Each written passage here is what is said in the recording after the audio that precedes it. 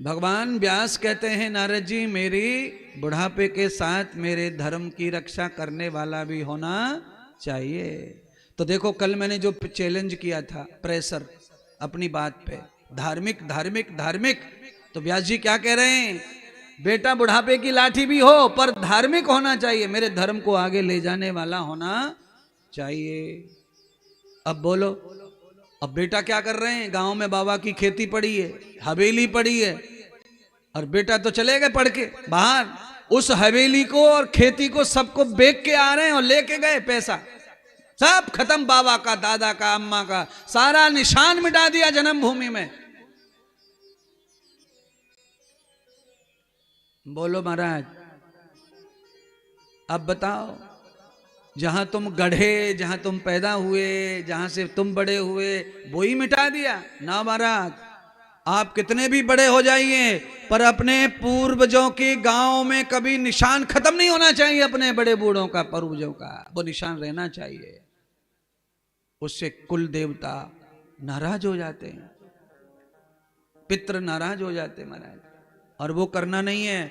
आप कहीं भी जाके बस जाओ, कोई फर्क नहीं, अच्छी बात है, उन्नति करनी है तो बस जाओ जाके कहीं भी, पर महाराज अपने जन्म स्थान जहां दादा पैदा हुए ना, वो जगह नष्ट नहीं होनी चाहिए, पक्का रखो, उसे पकड़ के रखो, उस जगह पे चिन्ह चाहिए, निशान चाहिए, उस जगह को नष्ट मत कीजिए।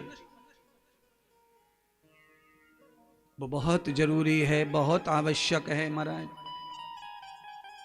आदमी थोड़ा पैसे वाला हुआ, जल्दी से गांव को छोड़ता है और गांव के निशान पते सब खत्म कर देता है। जमीन थी पप्पा की बेच दी, फलाना था बेच दिया, ये था बेच दिया, सब बेच बेच के, पैसा तुम्हारे पास है ना, उसे क्यों बेच रहे हो, बने रहने दो, बाउंड्री करके आ जाओ, धर्मार्थ खोल दो, वहां कुछ कमाई ज्यादा है, पैसा ज्यादा है, तो बाबा के नाम से बाबा की जन्मभूमि पे कुछ अच्छा चलने दो ना। इतनी गायें भटक रही हैं, गौ माता को रख दो ना पापा के खेत में, बेच कर शहर में ले जाके क्या करोगे, पागल हो गए हो क्या? अरे तुम्हारे पास इतना गाड़ी घोड़ा बंगला है तभी तो शहर में बसे हो, उससे संतुष्टि अगर नहीं हुई है तो बाप का खेत बेच कर भी संतुष्टि होने वाली नहीं है। और पितर नाराज हो जाते हैं, पगलो नाराज हो जाएंगे, देवता भी रूठ जाएंगे, पितर क्यों? कोई माँ बाप ऐसा नहीं है जो अपने खेत को बेटा बेचे और मम्मी पापा खुश हो, ऐसा कोई नहीं है। अब जीवंत पे खुश नहीं है तो मरने पे कहां खुश होंगे फिर तुम्हें देखकर।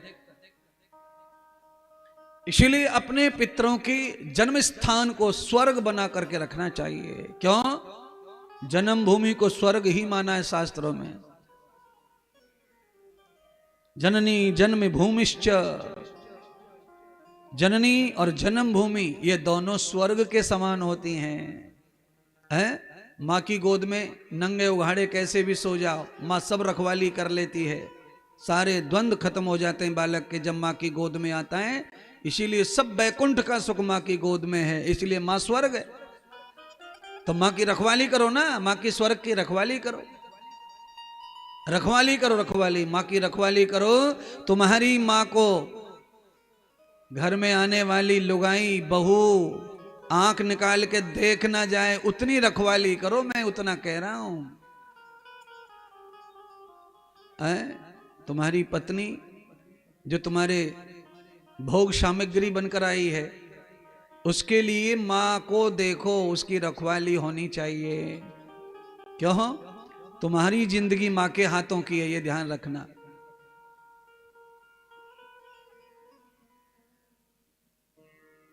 माँ का कुछ भी बिगड़ा है तो स्वर्ग गया। और जन्मभूमि स्वर्ग के समान होती है, उसका भी संरक्षण होना चाहिए। देखिए, जहां आप खेले कूदे हैं वहां पर कुछ न कुछ तो होना चाहिए,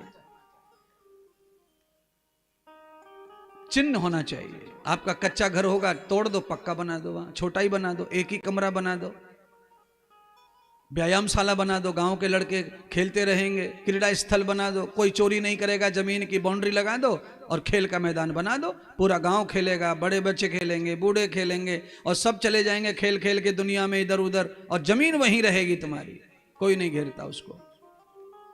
कितने बच्चे चले जाएंगे खेल कर, आनंद लेकर उस जमीन पर, और कीमत बढ़ती है उसकी। जैसे जमीनों के रेट बढ़ रहे हैं उसकी भी रेट बढ़ती जाएंगे और सुरक्षित भी है। खेल का मैदान है, सब बच्चे रखवाली कर रहे हैं उसकी, ऐसा समझो महाराज।